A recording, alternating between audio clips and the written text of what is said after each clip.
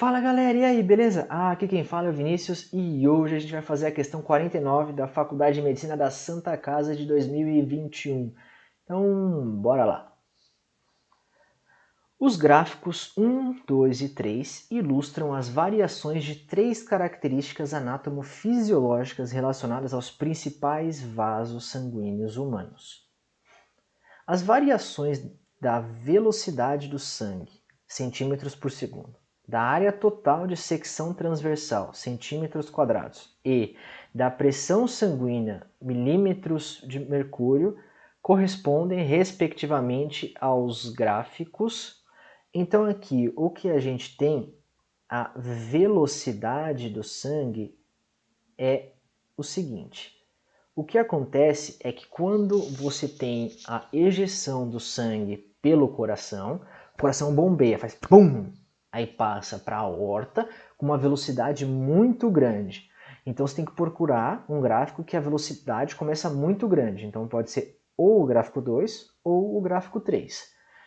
E o que acontece? Quando você vai distribuindo sangue ao longo das artérias e vai virando ele para os capilares eles têm uma área gigantesca, porque são eles que vão irrigar todos os seus órgãos e todas as partes do seu corpo. Acontece a troca de nutrientes, a coleta de excretas e de todas essas coisas celulares nos capilares. Então, a área que eles ocupam é gigantesca, então com certeza a velocidade com que o sangue tem que passar nos capilares é muito reduzida para que aconteça essa troca de nutrientes, de excretas, de forma mais eficiente. Então a velocidade tem que diminuir quando chega nos capilares. Então pode ser tanto a 1 quanto a 2.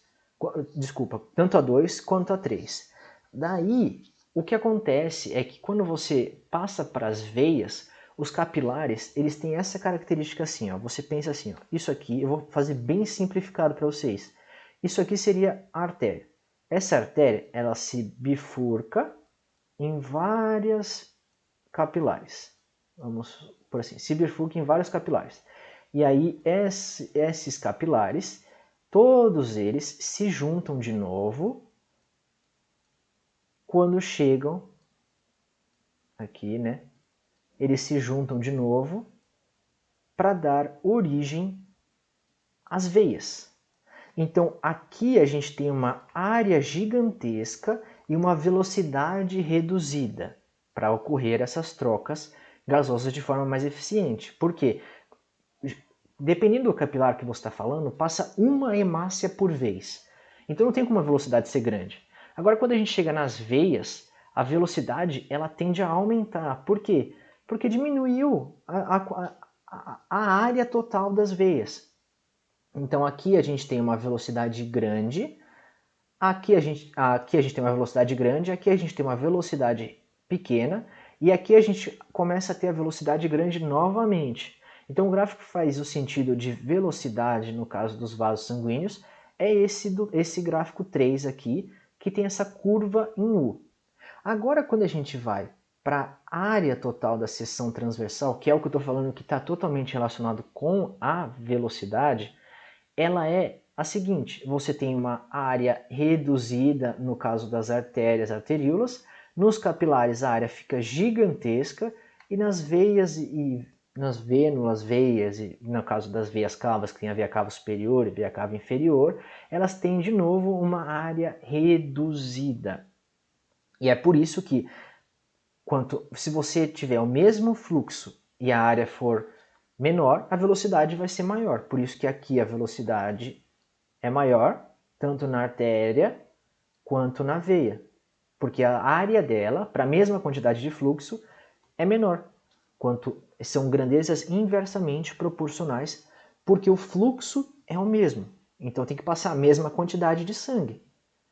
A mesma quantidade de sangue que entra é a mesma quantidade de sangue que sai.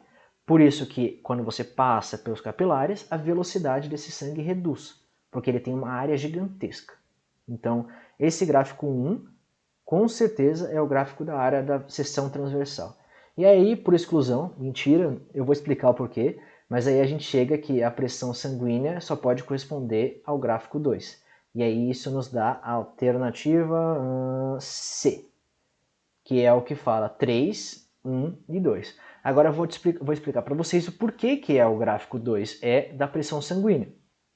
Porque o sangue, ele tá lá, pá, saindo da veia, do átrio esquerdo, assim, ó, do ventrículo esquerdo, assim, ó, bum, com uma força grandona lá,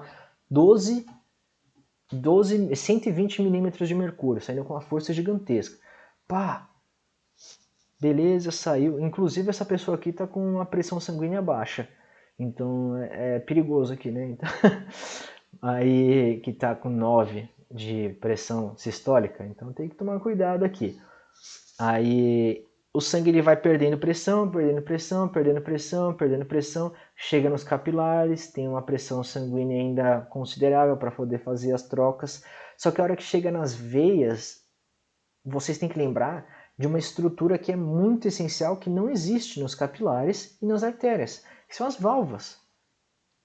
Uma artéria, ela tem uma espessura gigantesca comparado com a veia. Então, ó, isso aqui seria uma parede de uma artéria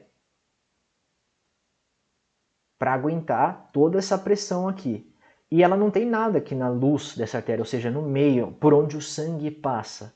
Agora, a veia, a gente aprende no ensino médio que ó, a espessura é como se fosse isso daqui, comparado com a veia, essa aqui é a espessura da comparado com a artéria, essa é a espessura da veia. Só que existe uma coisa muito importante, que são as válvulas, que é para quê? Para o sangue não regurgitar, não voltar. E por que o sangue volta? Porque a pressão nas veias é muito pequena.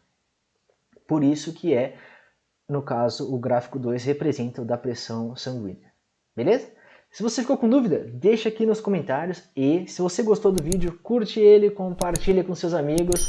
A gente se vê na próxima, eu acho. Um beijo e um queijo. Tchau!